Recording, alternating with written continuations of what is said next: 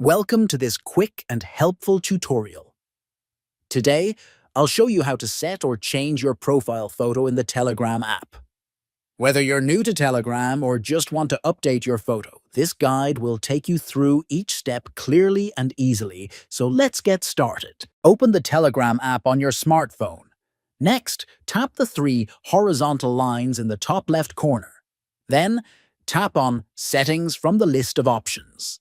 After that, tap the three dots in the top right corner of the settings screen.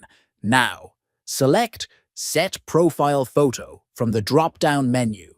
Now select one from your gallery. Once you choose a photo, adjust it as needed, then tap checkmark at bottom right corner to save your new profile picture. And that's it. You've successfully updated your Telegram profile photo. If you found this video helpful, be sure to like, comment, and subscribe for more simple tech tutorials. Thanks for watching.